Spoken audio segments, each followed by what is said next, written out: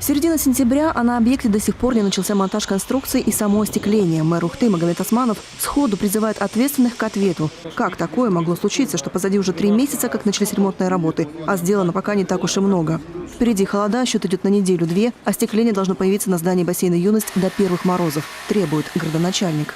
Производство работ столкнулись с необходимостью дополнительного усиления вот этой вот опорной части. Здесь вся конструкция будет опираться, там плиты, которые лежали, то есть они потеряли Смотрите, вот когда мы говорим значительно, незначительно, мы выходим к этому. Если мы были сейчас в августе месяце, в начале августа, там, или в июле, можно было в 2 неделях судить, что это незначительно. Мы сейчас находимся, грубо говоря, на половине сентября.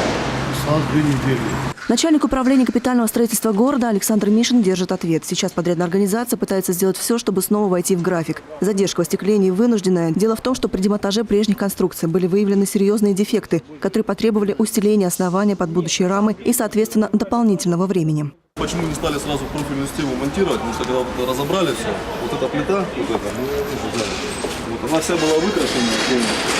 А вот она, да. Сейчас ее там сверху арматуру усилили, бетоном заливается. То есть, на нее стоишь, она как бы шаталась. То есть, монтировать на нее профиль, как бы, это смысла не было никакого. То есть вы ее демонтировать не стали? Нет, демонтировать не стали, усилили и не зальем еще сверху бетоном. Представитель подрядной организации отмечает, сейчас готовится опалубка, основание усилено металлической арматурой, и уже сегодня весь ряд будет залит бетоном. Все для того, чтобы в дальнейшем избежать возможных проблем с проседанием витража.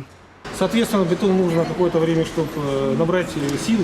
Вот. Буквально через 2-3 дня мы начнем крепление монтажных элементов металлических. И через неделю мы начнем монтаж фасада полностью. Сколько времени займет?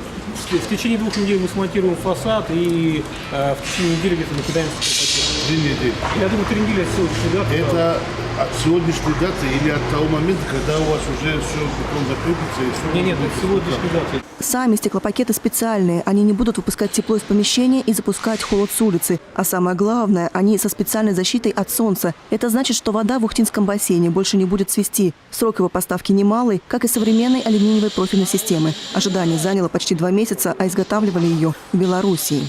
Раньше здесь находилось 2 стекла, по 8 миллиметров, с таким пространством и с дырами в палец. Да. Сейчас будет 2-камерный стеклопакет. Первое стекло будет 8 миллиметров толщиной, второе 6, третье 6. Между ними газ-аргон будет закачивать. Ну, я понял. Я не к тому. Вот у нас рама, вот здесь будет она стоять 1 стеклопакет, то есть не двойный, как вот у нас было раньше. Здесь было стекло, потом промежуток. Вот эти вот мы стояли, и следующее было. Сейчас будет одно, но оно будет с наружной стороны. Одно с наружной стороны, да. Вот это все будет на внутренней стороне уже, да? Да, абсолютно верно. Вес одного стеклопакета 250 килограммов, то есть на один пролет нагрузка будет целых 4 тонны, а в целом на весь бассейн 40 тонн. Впрочем, на скорости монтажа это никоим образом не скажется. Как только бетон застынет, на объект выйдет дополнительная бригада рабочих. В данный момент мы усиляем основание конструкции для того, чтобы обезопасить дальнейшую эксплуатацию и не было даже никаких намеков на разрушение. Буквально через неделю мы начнем монтаж уже алюминиевых конструкций и через 2-3 недели приступим к остеклению.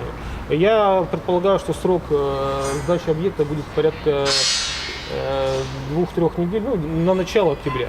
Поддерживать комфортную температуру в бассейне отныне будет легко. 10 окон будет автоматически открывающимися. То есть для работников учреждения не составит никакого труда проветривать помещение. Магомед Османов, в свою очередь, отметил, логичным продолжением ремонта должна стать замена освещения большой ванны. Предполагается, что в целях энергосбережения оно станет светодиодным. Такой подход уже хорошо зарекомендовал себя на улицах города, подытожил руководитель администрации. Любовь Лапина, Павел Лагутин, телеканал Юрган, Ухта.